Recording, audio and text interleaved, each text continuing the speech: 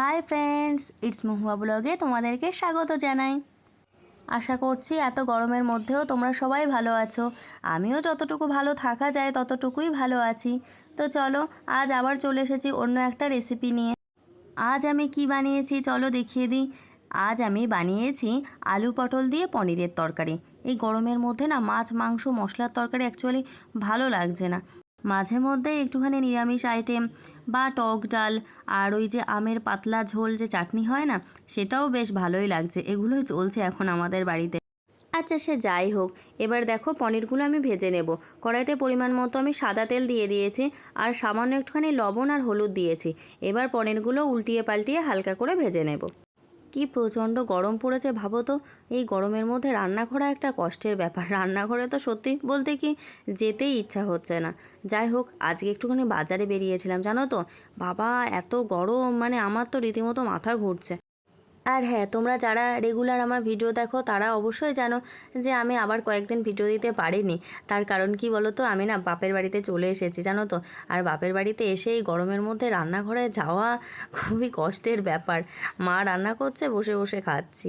যাই হোক, ভিডিও বানাতে পারিনি, সেজন্যই দিতে পারিনি আর কি। আর তাছাড়া আর একটা বড় সমস্যা কি বলো তো, এ বাড়িতে না ওয়াইফাই নেই। আর ফোনের নেট দিয়ে ভিডিও আপলোড করা অনেকটা টাইমের ব্যাপার, সেটাও একটা কারণ।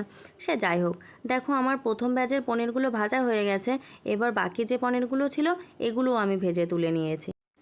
আমি একসাথে একটু বেশিই তেল দিয়েছিলাম।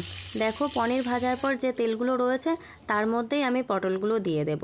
পটলগুলো দেখো আমি মাঝখান দিয়ে একটা ফালি করে নিয়েছি। আর পটলগুলোতে না আগে থেকে লবণ আর হলুদ মাখিয়ে রেখেছিলাম। পটলগুলো আমি ততক্ষণই ভাজবো যতক্ষণ না পটলগুলো নরম হয়। দেখো আমার গলাটা না আমার কেমন ভারী ভারী হয়েছে, কেন বলো তো, এই যে গরমের মধ্যে বারবার স্নান করছি, তার উপর আবার বাইরে থেকে এসে ফ্রিজের ঠান্ডা জল খাওয়া হচ্ছে, শরবত খাওয়া হচ্ছে, সেজন্য একটু ঠান্ডা লেগেছে, তো গলাটা এরকম অবস্থা হয়েছে। যাই হোক, পটলগুলো আমি কিছুক্ষণের জন্য ঢাকা দিয়ে রেখেছিলাম। এবার ঢাকাটা খুলে আবারও কিছুক্ষণের জন্য একটুখানি নাড়িয়ে চাড়িয়ে নেব। দেখো পটলগুলো আমার ভাজা হয়ে গেছে, এগুলো নরমও হয়ে গেছে। এবার আমি তেল থেকে সেঁকে তুলে নিচ্ছি। পনির তো ভাজা হয়ে গেছে, পটলগুলোও ভাজা হয়ে গেছে। এবার আলু ভাজার পালা। আলুগুলো দেখো আমি ডুমো ডুমো করে কেটে ধুয়ে লবণ আর হলুদ মাখিয়ে রেখেছিলাম। এবার বাকি যে তেলটুকু রয়েছে তার মধ্যেই আমি আলুগুলো ভেজে নেব।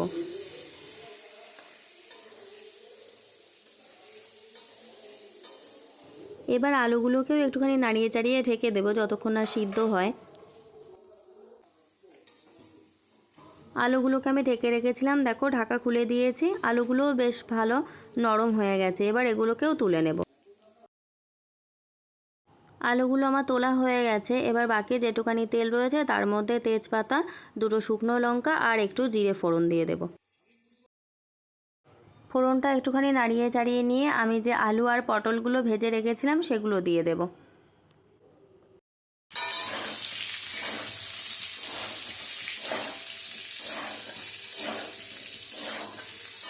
খুন্তি দিয়ে আবারও একবার সবগুলোকে ভালোভাবে নাড়িয়ে চাড়িয়ে নিতে হবে।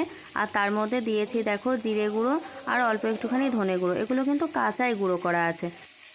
আর দেব 1 চামচ শুকনো লঙ্কার গুঁড়ো আর একটুখানি হলুদ পরিমাণ মতো দিয়ে সবগুলোকে ভালোভাবে মিশিয়ে নিতে হবে।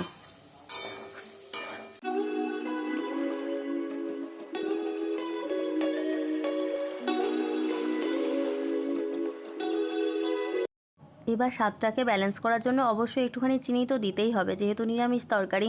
তো চিনিগুলো আমি একটুখানি নাড়িয়ে চাড়িয়ে মিশিয়ে দেব। খুন্তি দিয়ে বেশ একটুখানি ভালোভাবে নাড়িয়ে চাড়িয়ে নিয়ে আমি জল ঢেলে দেব। জলটা আমি গরম করে রেখেছিলাম। আমি তরকারিতে বেশিরভাগ সময়ই গরম জল ব্যবহার করি। জল তো দিয়ে দিয়েছি পরিমাণ মতো, আমার যতটা লাগবে। এবার ফুটে উঠলে তারপরে আমি লবণটা দেব লাস্টে, কেননা আমি আগেই লবণ আর হলুদ দিয়ে আলু আর পটলটাও ভেজে রেখেছিলাম।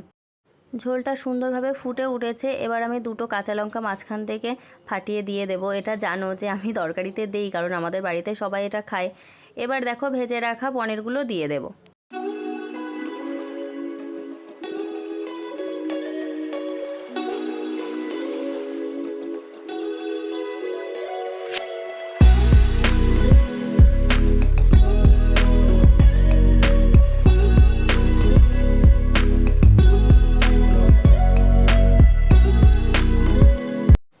তরকারিটা আমার সুন্দরভাবে ফুটে উঠেছে। এবার একটা দুটো আলু আমি এরকম করে গেলে দিয়ে দেবো, ঝোলটা যাতে একটুখানি গাঢ় হয়।